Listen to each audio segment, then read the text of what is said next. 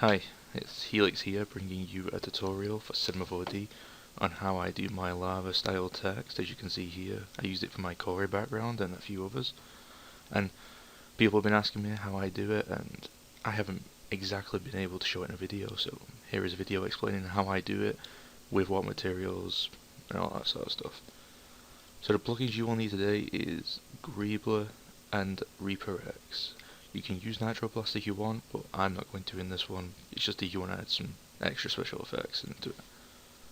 What you will also need is either a material if you want, but personally I just use a plain black material, black colour with 2% luminosity and 2% reflection, which is just what you can see. And the other material I use is this, mixing.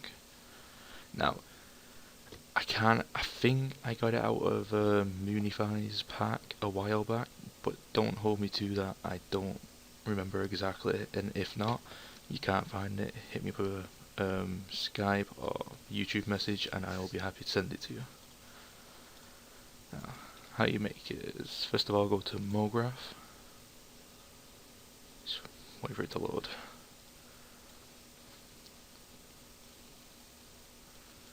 And I'll just do top for this one.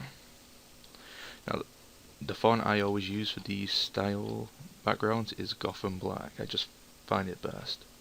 Don't know why. Down to 150. I put it to 100 depth. Fill it caps at 1% radius on each. And just for this, I will random effect parameter rotation 0, 0, 0, and then just rotate it around just to give it a bit of rotation. Okay, so what you do then is you just go ahead and you put the black color on the text. Go over to here, get an atom array, duplicate the text, put it into the atom array, put the atom array down to, I don't know, 1 maybe, that should do. Put the mixing on cubic, and as you can see, it's starting to do that kind of effect where it just goes around certain parts.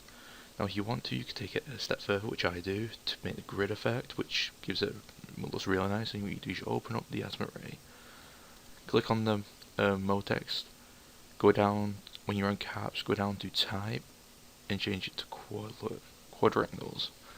Click on regular grid, and then put it down to whatever number you want. I prefer 6 personally, and then as you can see, that's how I get my grid effect.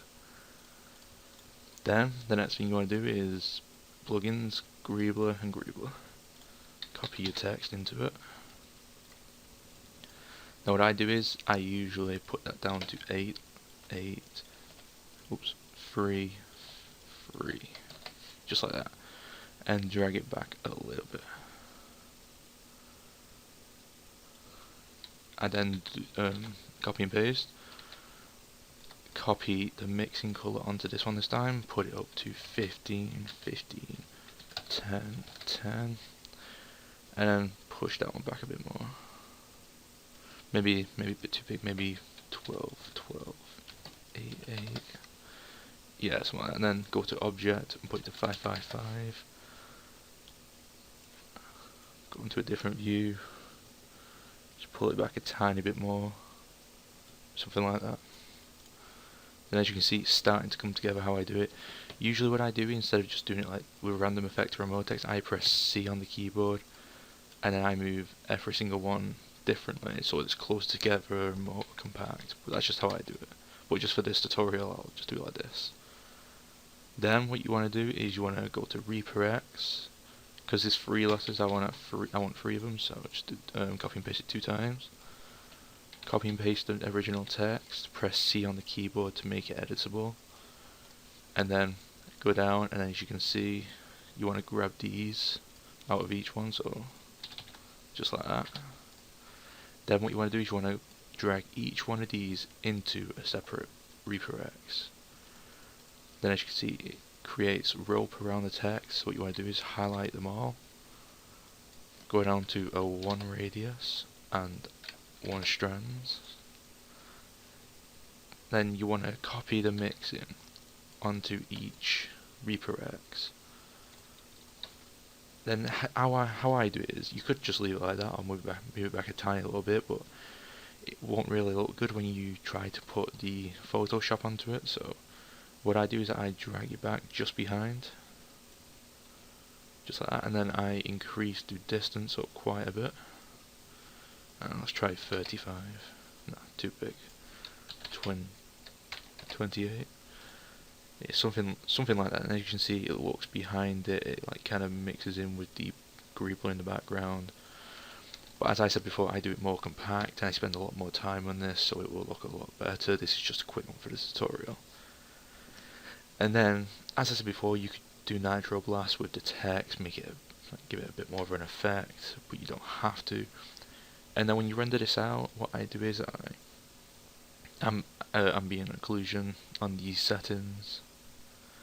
Pause the video, just take a quick look, and then on global illumination, if you go over to this, you can always like turn it higher, but I usually just do it on medium on low, just because it would take a long time otherwise, depending on how good your computer is at rendering. Then you want to turn on object glow as well. Turn them off just for this a second.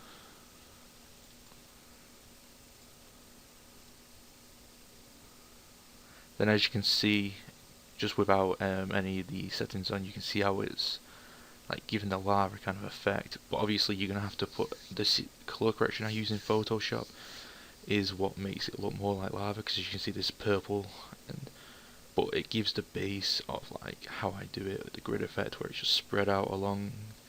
It can look pretty nice, and as you can see the background like this. Now this is just how I do, this is basic compared to what I do, but like I said, put it more compact, I spend more time on it, and altogether it does look better. This is just one way I do it. There's a few more ways, but I'm not going to go into them on this tutorial. Now, if you want, like I said, you can put it into Photoshop, put it into a YouTube background like I usually do, or you could just simply render it and leave it like that. It's completely up to you. But this is pretty much the basics of how I do my text. So yeah, that's basically it. The materials I have in this, they say blurple, mixing, just normal black, stuff like that. Now, if you're struggling to find any of these resources, materials, or whatever, or you need some help, then feel free to just ask me, and I'll be happy to help you with it. Or if you need anything whatsoever. So yeah, thanks for watching my tutorial, and make sure you subscribe, and see you next time.